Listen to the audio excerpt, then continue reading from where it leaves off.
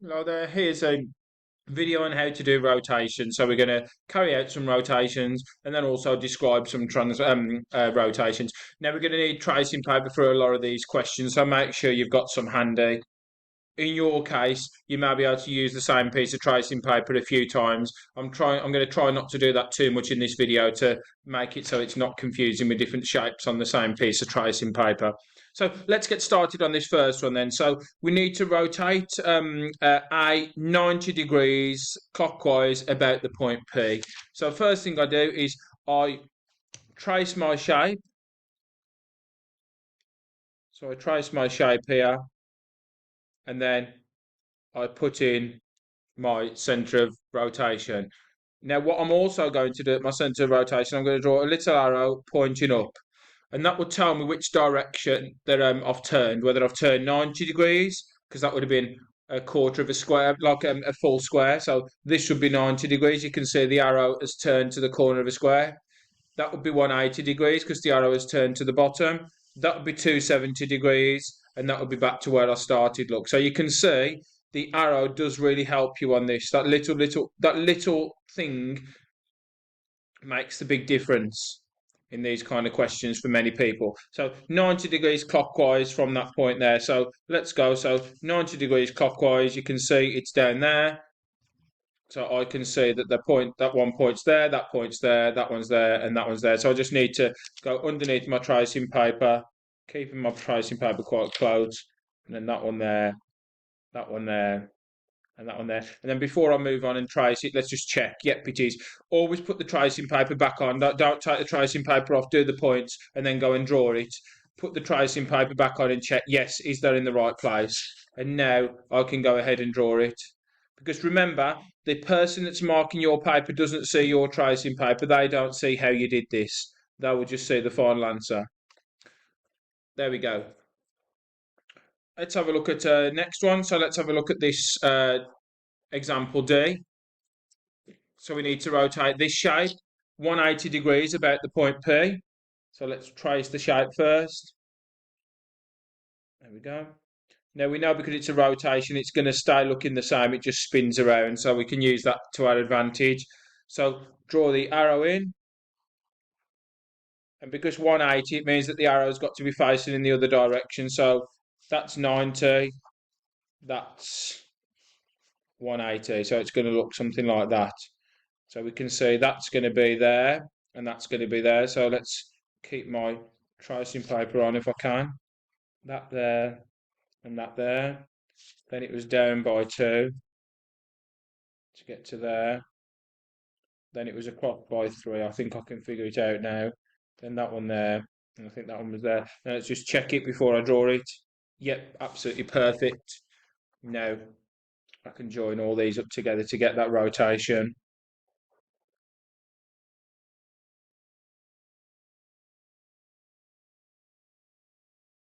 There we are.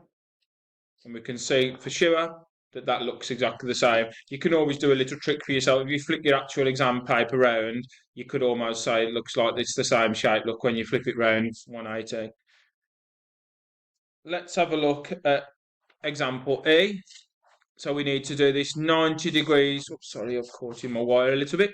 90 degrees anti-clockwise about P. So 90 degrees anti-clockwise. So let's get my tracing paper. So let's trace the shape. It's a trapezium this time, look. Go. Draw my arrow in. And now it's going to be 90 degrees anti-clockwise. So 90 degrees anti-clockwise. You can see it's turned 90 degrees because it's gone from facing upwards to facing left. So it's gone from north to facing west, if you like. Now the shape we can see has moved up to there. So that was there. That was there. That point there was there. And that point there was there. And then you can see that's for surely correct. I'll put that there. There.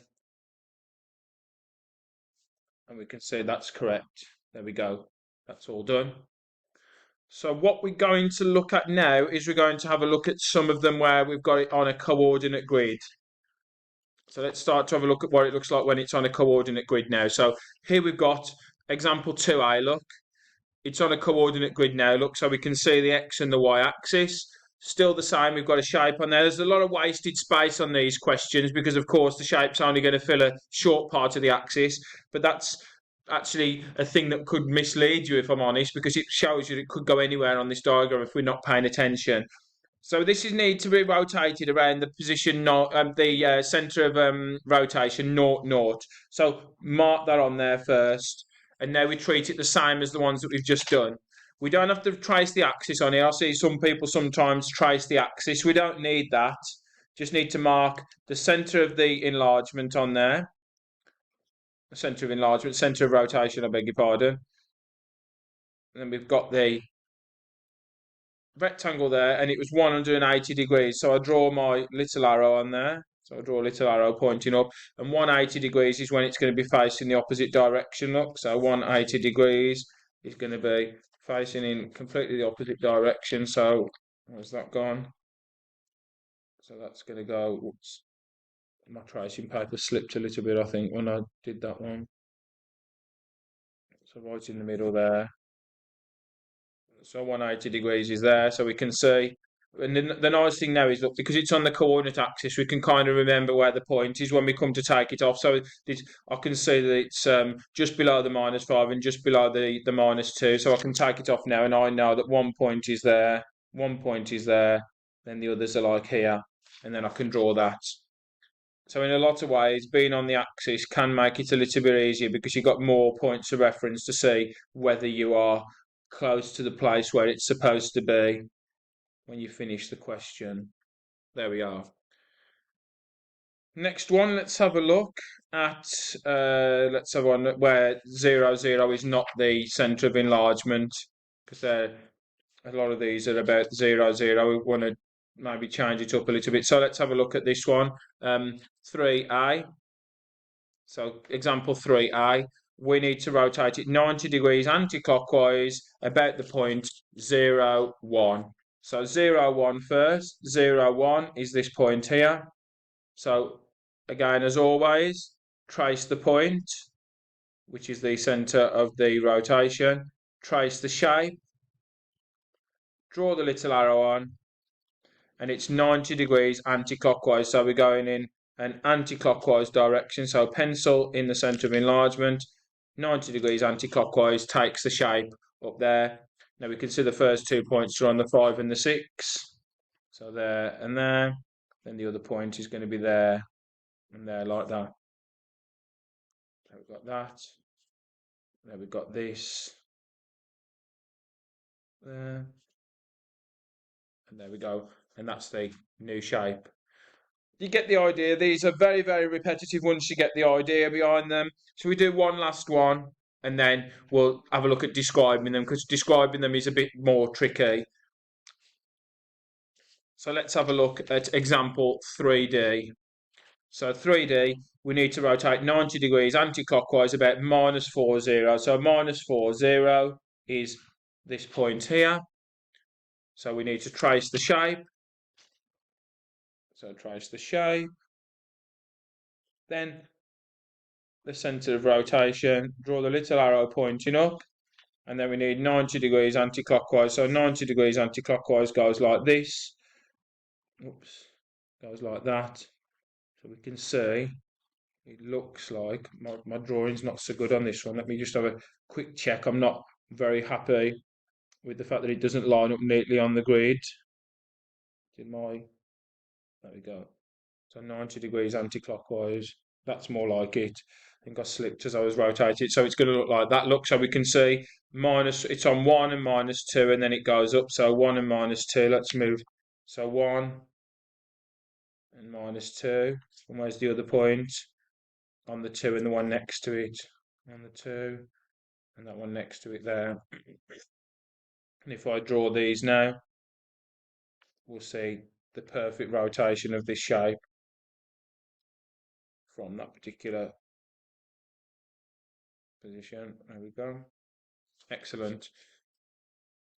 And we can always see, if you want, in your final answer, you can always check it, look, put it back in and then rotate it, and then you can see it should be where it is. So it's a very, very easy question to check once you know what you are doing. So those are the ones where we have had to perform the rotation. Let's look at the ones where we have to describe the transformation instead. So we're going to look at describing these instead. So question 4a, or example 4a, as we're going to do, we need to describe fully the transformation that takes shape A onto shape B. Now, first of all, we can see that it's a rotation. So if we just say rotation, we get 1 mark. Rotation of, and we need to see how many degrees and where from. Now, I was told when I used to go to school, and it stayed with me, when you're doing a rotation, always remember CAD. And CAD stands for, you need the centre of the enlargement to get 1 mark. You need the angle of the enlargement to get another mark, and you need the direction. That's going to be either clockwise or anti-clockwise direction. So those are the 3 things you need when it comes to this, and that's 3 marks. So if I can give all 3 of those, I can get 3 marks. So you can see straight away I've said rotation, so I've got 1 mark. But we need to know by what angle and by what direction. So let's see. So we're going to go A, there. And I don't know where this rotation is going to be. Always start with 0, 0, because that's the most common one they can do in an exam. And you know what? Yep, I've got it first time. So how many degrees was it? Well, I started, if you like, I started there. Look, I draw a little arrow to say where I'm going. And I rotated 90 degrees in a clockwise direction, look. So it was a quarter turn in a clockwise direction. So rotation of 90 degrees from 0, 0. There we go. Let's try another one. Let's try example D. Example D now. We're going to do the same thing. We see tracing A. And we want to see what we rotate by. Always try 0, 0 first. No, it wasn't 0, 0. Let's go back. Let's try 0, 1. No. Let's try 0, 2. No, further away. 0, 1 was closer. So let's try 1, 1. Yes, 1, 1. So you see, I just had to keep trying different places. Every time I try a place, I leave a little dot on my tracing paper. So I can't try the same place twice if I'm smart about it. So it's a rotation from 1, 1. And how many degrees is it? Well, it's a quarter turn, look. So it's going like that. Let's do a little arrow just to prove it to you. So a little arrow, quarter turn, and that is anti-clockwise, look. Okay, I'm rotating it anti-clockwise. So I'm going in an anti-clockwise direction. So that means rotation of 90 degrees. Oh, sorry, this one should have said clockwise. The previous one, sorry, I missed the direction on the previous one. I've only just realised that. Clockwise in the first one. Then this one is 90 degrees anti-clockwise.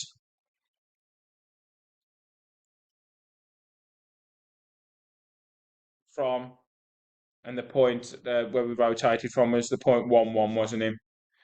So we do one last one just for completion. Can't think if I've got any more tricky ones on the back now. So we've only got these ones to go for. So we'll go for example F. It's the last one I've got on my sheet. So let's do this one. So we're going to do tracing the shape. And we'll try 0, 0 to start with. Let's have a look. Nope, that's miles away. Let's try 2, 0, 2. Ooh, close. 2, 1. No, that's further away. 2 minus 1. No. What about 0, 1? No. 1, 1? No. Minus 1, 1?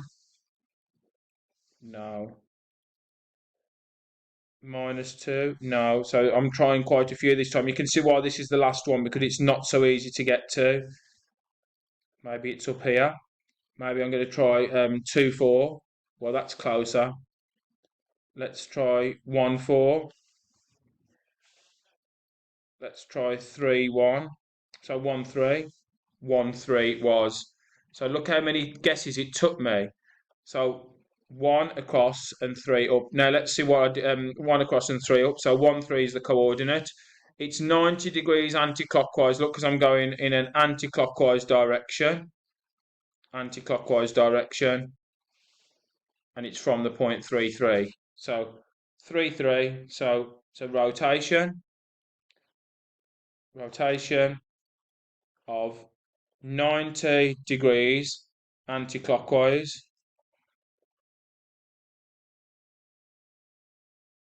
from, and the point was, we said 1, 3, I think. Was it 1, 3? I think it was, wasn't it? Let me just check again. Can't remember. 1, 3. Yes.